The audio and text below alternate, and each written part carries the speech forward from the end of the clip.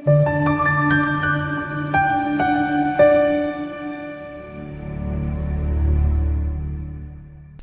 somwele kuyitshalile kama kupastor Nick itshalile New Flick kulukula kakulonde kubusise efilm yango yempumelelo kama ke le channel New Flick ungakwazi ukuthi bese uyasubscribe kuyo ulike le video, and you can also go and watch other videos amaningi ngaphezulu kwenkulungwane ungakwazi ukuthi wabheka. Number yami senze kuphela ukungifonela,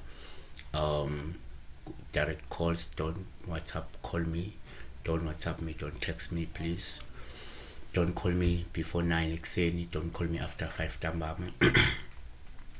Bese ngikhuza ke la abanye abantu banokuza nje bebuka i-channel hayi ngenhloso yokubuka, but ngenhloso yokuzokubuka ukuthi uchaza kahle noma uchaza kabi.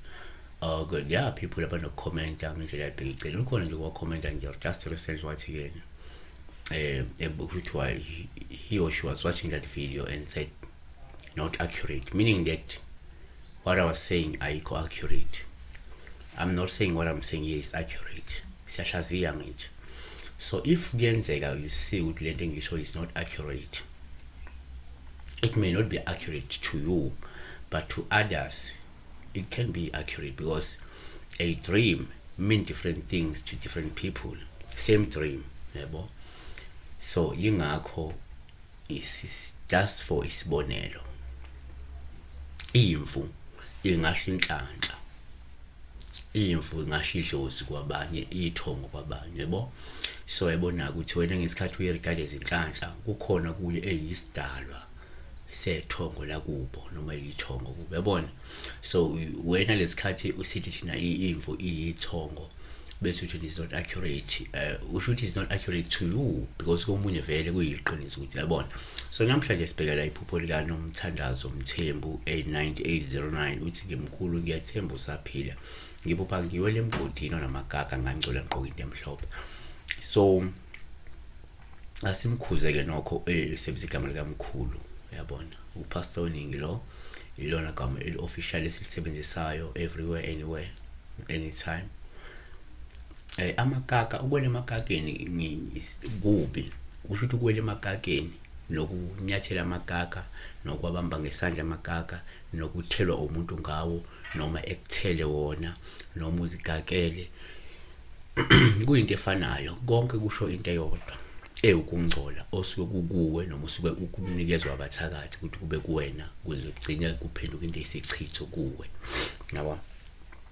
Number 1 ngase sithi nephupha amagaga sizoni nje kuwuphawu ubike uma uwanyathela noma bekwenzakalani, but nokwabona nje lokho kusho ugibe lwesichitho osuke uzosithola wena ngenxa yabathakathi, yabona.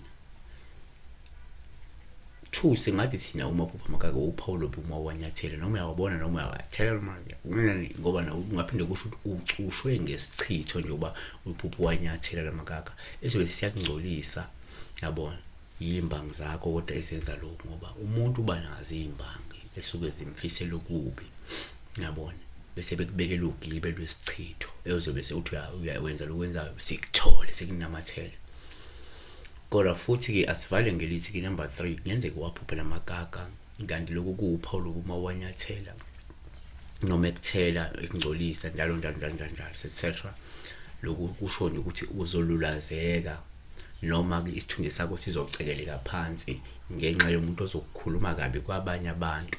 Ukuthi uma kunomuntu will tarnish your image, who will ruin your reputation, you may also see amagaga ekuthele ungcolile unawo, meaning that people now will move away from you because your image now has been tarnished, yabona.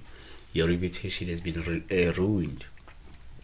Uma la ki2 verse 3 uthi yena bhekani ngiyakusokela inzalo yenu ngenxa yenu, ngithela umquba wenu ebusweni benu, umquba wemikhosi yenu ngisuselwe kuwo. So siyabonga ke besibeka la udaba lwamagaga sakuthu.